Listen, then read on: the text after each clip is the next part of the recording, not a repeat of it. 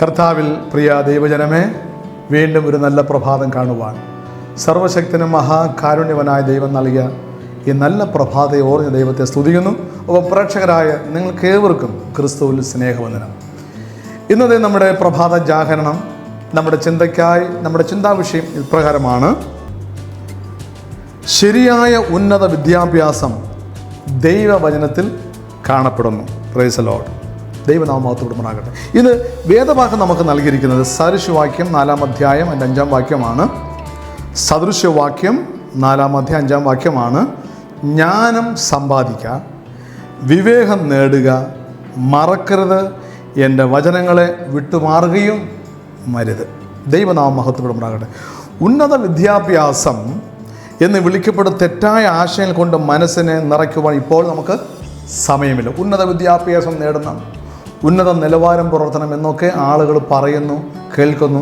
അതിനുവേണ്ടി തയ്യാറെടുപ്പുകൾ, അതിനുവേണ്ടി കോടിക്കണക്കിന് രൂപകൾ ചെലവഴിക്കുന്ന ഒരു കാലഘട്ടമാണ്. എന്നാൽ സത്യത്തിൻ്റെ രചയിതാവ് അല്ലെങ്കിൽ അധികാരിയിൽ നിന്ന് ലഭിക്കുന്നതിനേക്കാൾ മികച്ച ഉന്നത വിദ്യാഭ്യാസം വേറെയില്ല എന്ന് പറഞ്ഞാൽ, ആകാശവും ഭൂമിയും ഉണ്ടാക്കപ്പെട്ട സർവശക്തനായ യേശു ക്രിസ്തുവിൽ നിന്ന് ലഭിക്കുന്ന വിദ്യാഭ്യാസത്തെക്കാൾ വലുതായിട്ട് ഒന്നും തന്നെയില്ല. വചനമായിരിക്കണം നമ്മുടെ പഠനം.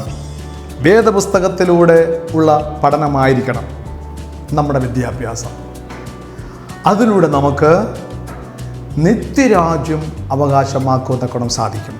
ഏത് ഉന്നത വിദ്യാഭ്യാസം നമ്മൾ ലോകപരമായി നമ്മൾ പഠിച്ച് ഉന്നതിയിലെത്തിയാലും ഒരുപക്ഷെ നിത്യരാജ്യം നമുക്ക് ലഭിക്കുവാൻ കഴിയില്ല.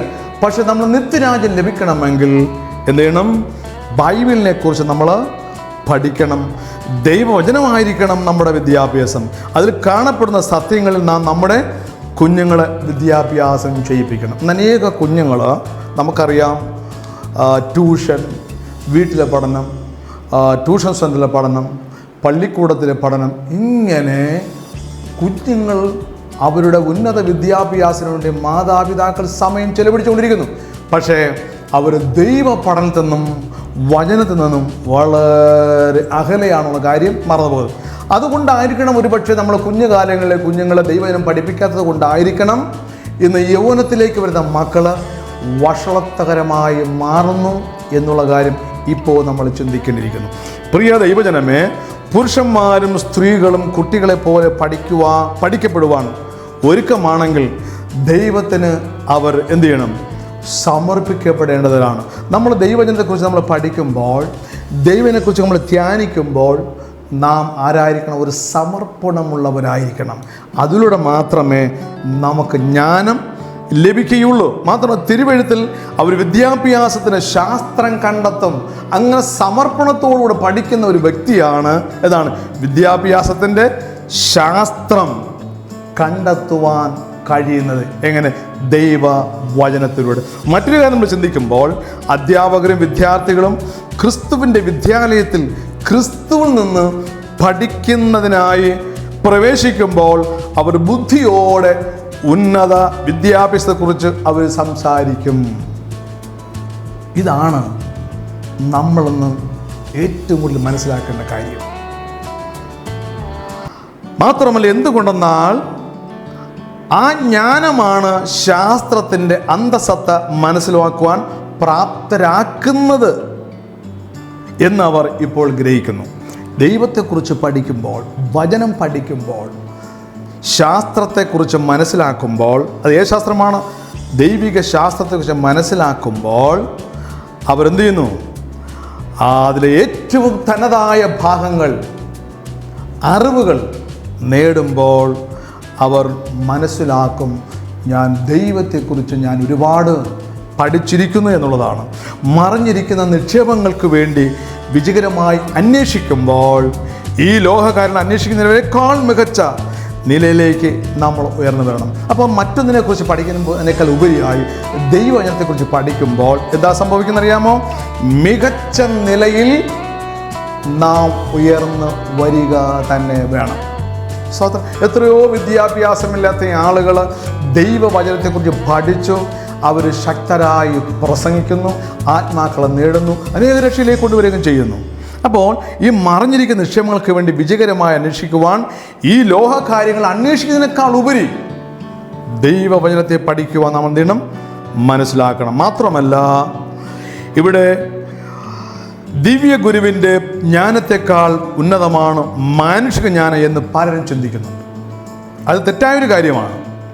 എന്നാൽ മറ്റൊരു കാര്യം നമ്മൾ ചിന്തിക്കുമ്പോൾ, ദൈവത്തിൻ്റെ പാഠപുസ്തകമാകട്ടെ പഴഞ്ചനായി കരുതപ്പെടുകയും ചെയ്യുന്ന ആളുകൾ, അത് ലോകചിന്ത, ലോകപരമായി ജീവിക്കുന്ന, ലോകത്തെക്കുറിച്ച് ചിന്തിക്കുന്നവർക്കാണ് ഇങ്ങനെ തോന്നുന്നത്. എല്ലാവരും പഴഞ്ചൻ കഥകളാണ് എന്നുള്ളത്.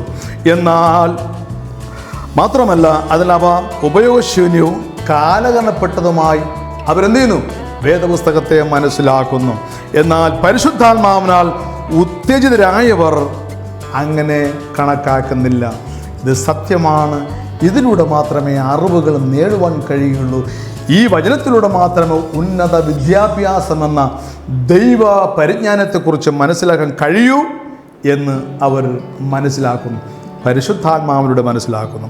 അപ്പോൾ ദൈവജനത്തെ തങ്ങളുടെ പഠന വിഷയം ആക്കുന്നവർ ഒരുപക്ഷെ സത്യ നിക്ഷേപത്തിനായി താഴ്ത്തിക്കുന്നവർ ഘനമുള്ള തത്വങ്ങളെ അഭിനന്ദിക്കുകയും അവയെ ഗ്രഹിക്കുകയും ചെയ്യും. അതിൻ്റെ ഫലമായി അവർ പരിശുദ്ധാത്മാവിൽ നിറയപ്പെടും. മാത്രമല്ല, ഉയരത്തിലേക്ക് നോക്കുന്നതിനേക്കാൾ അവർ അവിടുത്തെ സാദൃശ്യത്തിലേക്ക് മാറപ്പെടുകയും ചെയ്യും. യേശുവിൻ്റെ പാദപീഠങ്ങളിൽ ഇരിക്കുന്ന ശിഷ്യന്മാരെ പോലെ അവരെന്ത് ചെയ്യും? പഠിക്കും. യേശുവിൻ്റെ പീഠത്തിൽ ഇരുന്ന് പഠിക്കുന്നവരെ പോലെ ആയിരിക്കും വേദപുസ്തകം നമ്മൾ മനസ്സിലാക്കുമ്പോൾ. ആ പഠനത്തിലൂടെ പരിശുദ്ധാത്മാവിൻ്റെ ഉൾപ്രേരണ നമുക്ക് ലഭിക്കും. ആ പരിശുദ്ധാത്മാവിലൂടെ വലിയ കാഴ്ചകൾ നമുക്ക് കാണുവാൻ കഴിയും. യേശുവിനെക്കുറിച്ച് കൂടുതൽ അറിയാൻ സാധിക്കും. അതിന് ഈ പ്രഭാതത്തിൽ നമുക്ക് ശരിയായ ഉന്നത വിദ്യാഭ്യാസം ദൈവവചനത്തിലൂടെ കാണപ്പെടുവാൻ നമുക്ക് നമ്മെ തന്നെ സമർപ്പിക്കാം, നമ്മുടെ കുടുംബത്തിനെ സമർപ്പിക്കാം, നമ്മുടെ കുഞ്ഞുങ്ങളെ അതിനുവേണ്ടി സമർപ്പിക്കാം, നമ്മുടെ കണ്ണിലടയ്ക്കാം, പ്രതിജ്ഞയെടുക്കാം, പ്രാർത്ഥിക്കാം. സ്നേഹവാനും പരിശുദ്ധനുമായി ഞങ്ങളുടെ വാഴ്ത്തപ്പെടുന്ന നല്ല ദൈവമേ, മനോഹരമായ നല്ല പ്രഭാതത്തിൽ ഒരു ഉന്നതമായ വിദ്യാഭ്യാസം ദൈവവചനത്തിലൂടെ കാണുവാൻ സാധിക്കും എന്ന് വെളിപ്പെടുത്തുന്ന പരിശുദ്ധാത്മാവിനും ദൈവത്തിന് നന്ദി പറയുകയാണ്. പ്രേക്ഷകരായ ഓരോ മക്കളെയും ഒരു ഉന്നത വിദ്യാഭ്യാസം വേദപുസ്തകത്തിലൂടെ അത് മനസ്സിലാക്കുവാൻ ഇടയാകണമേ എന്ന് പ്രാർത്ഥിക്കുന്നു. ഞങ്ങളുടെ കുടുംബം, ഞങ്ങളുടെ മക്കൾ, ഞങ്ങളുടെ തലമുറ ഇവരെല്ലാവരും ലോകപരമായുള്ള വിദ്യാഭ്യാസമല്ല, ദൈവവചനപരമാകുന്ന വിദ്യാഭ്യാസത്തിലൂടെ ഉന്നതിയിലെത്തിച്ചേരുവാൻ ഇടയാക്കണമെന്ന് യേശു ക്രിസ്തുവിൻ നാമത്തിൽ സകലവും താഴ്മയായി കെഞ്ചുന്നു. കേൾക്കണം സ്വർഗീയ നല്ല ദൈവമേ. ആമേൻ.